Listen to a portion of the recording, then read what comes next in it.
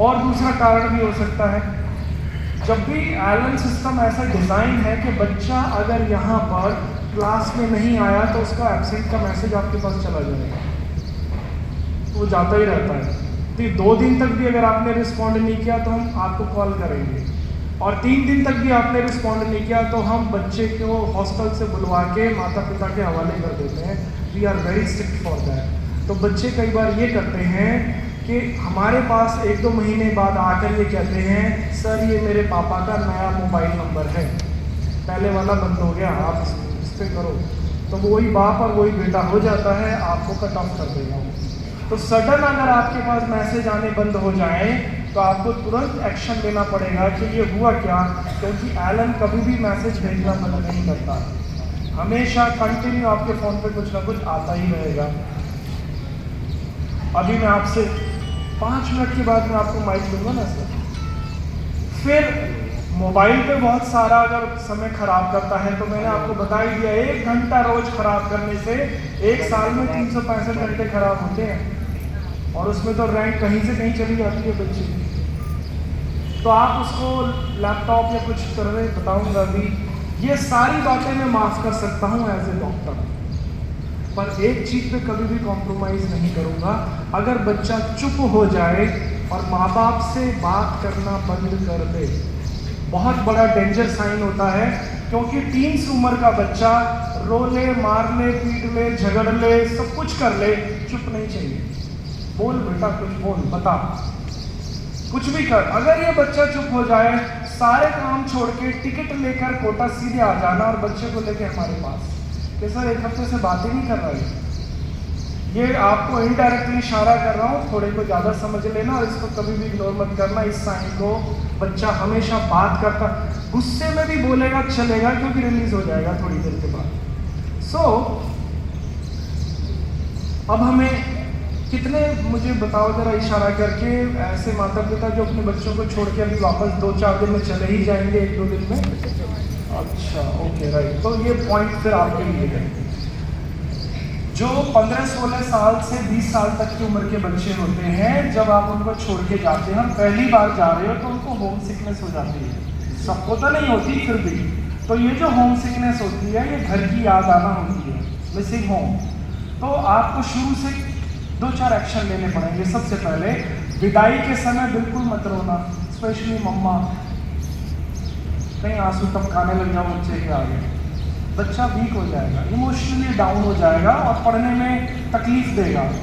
और आप ऑटो में रो लेना, जाके ट्रेन में रो लेना, आई एम नॉट सेइंग कि मत रोना, बट उसके सामने नहीं। कब तक? शुरू के 1-1.5 महीने तक, 4 से 6 हफ्ते बस, उसके बाद बच्चा ठीक हो जाएगा।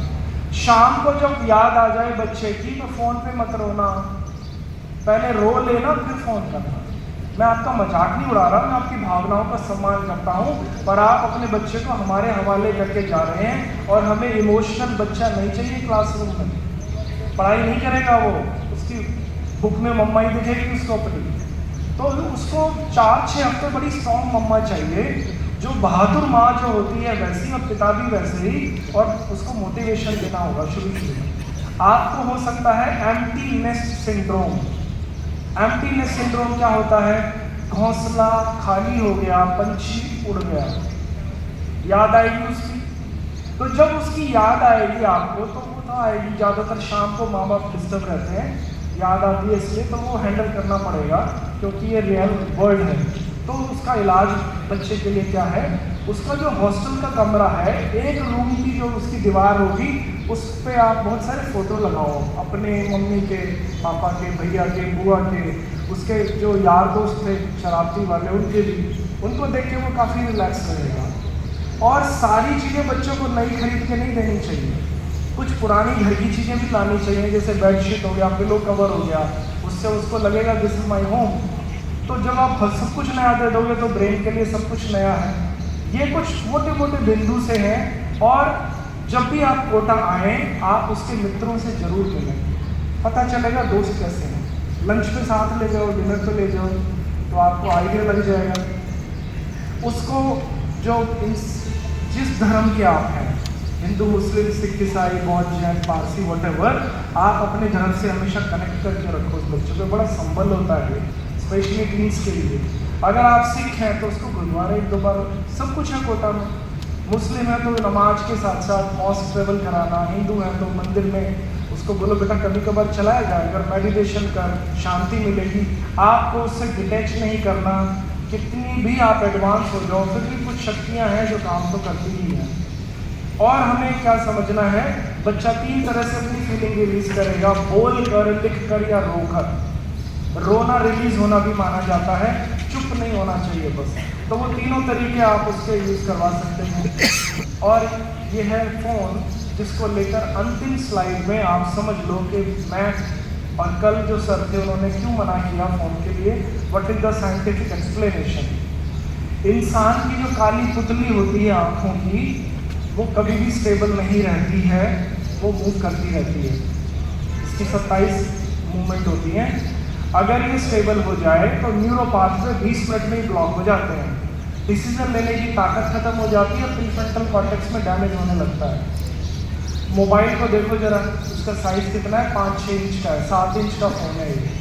तो जब मैं अपने सामने फ़ोन को रखता हूँ तो फ़ोन में बहुत छोटा स्क्रीन होने की वजह से जब मेरी आई बॉल 20 मिनट में स्टेबल हो ही जाएगी, और फ़ोन में क्या रंग होते हैं, कलर्स, साउंड आती है, एनिमेशन होता है। अब मैं 2-2.5 घंटे फ़ोन पे लगा हुआ हूँ, उसके बाद मेरे को याद आएगा मुझे तो किताब भी पढ़नी है, होमवर्क भी करना है। तो जैसे ही मैं अपनी बुक लूँगा, मैं एक रंगीन दुनिया से निकलकर ब्लैक एंड वाइट संसार में आ गया। साउंड भी नहीं है अब तो इसके अंदर, और एनिमेशन भी नहीं। और मुसीबत ये हो गई कि अब मुझे अपनी आई बॉल को left to right, left to right, left to right move करवाना है, क्योंकि डेटा प्रोसेस करना है, किताब ऐसे ही पढ़ी जाएगी। यहीं पर मेरा ब्रेन मना कर देगा पढ़ने के लिए। दिस इज कॉल्ड हेडेक, और सर में दर्द हो जाएगा। जो बच्चे बहुत ज़्यादा सर में दर्द की शिकायत करते हैं वो यही होते हैं। तो इसलिए हम कहते हैं कि भाई फ़ोन मत दे, इससे, क्योंकि किताब नहीं पढ़ेगा तो कैसे आगे चलेगी ज़िंदगी। तो बड़ी स्क्रीन दे दो उसको, लैपटॉप दे दो, कुछ और ऐसा बड़ा दे दो जिसमें उसको सर में दर्द ना हो। फ़ोन तो छोटा ही देना चाहिए। इन 2 साल के बाद आप उसको एप्पल का फ़ोन दे देना, हमें एतराज़ नहीं है, बट अभी कृपया बच्चे पे रहम करें। बच्चा तरह तरह के बहाने बनाए, नहीं समझ में आए, हमसे मिलवा दो।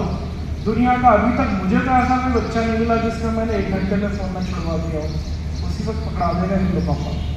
बट आपको पता होना चाहिए, इन शिकायतों के लिए साइकोलॉजिकल काउंसलर होते हैं। कल बता भी दिया था आपको कि आप सारी चीज़ों को खुद डील ना करें, कहीं कहीं पर आप मदद ले सकते हैं।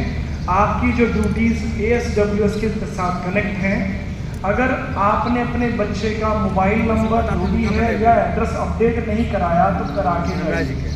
मेक श्योर कि आपके उसके हॉस्टल का नंबर हमारे पास हो। बच्चे की सेफ्टी और सिक्योरिटी के लिए बहुत ही ज़रूरी है। कल एक बच्चे ने फ़ोन किया, उसको ज़रूरत थी और ना तो एड्रेस बताया ना फ़ोन, और हम उसको 4 घंटे तक ढूंढते रहे कोटा में, बहुत मुश्किल से जाके मिला हूँ। तो बहुत तकलीफ होती है क्योंकि बच्चे को 10 मिनट में हेल्प चाहिए।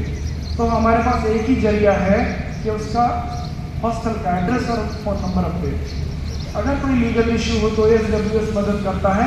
हेल्थ इशू के केस में भी आप ASWS की मदद ले सकते हैं। बिल्डिंग प्रिंसिपल क्या मदद करते हैं आपकी, बच्चा एब्सेंट हो, नहीं आ रहा, क्लास में बंक मार दिया, स्किप हो गया, फिर ASWS की बजाय बिल्डिंग प्रिंसिपल से बात करें। क्लास स्किप करता है या स्टडी से रिलेटेड इश्यूज है कुछ भी, तो सीधे इन लोगों को कॉल करने से हेल्प मिलेगी। और ये नंबर कल बता दिया था, कुछ का छूट गया होगा, दोबारा मिलो आपके साथ।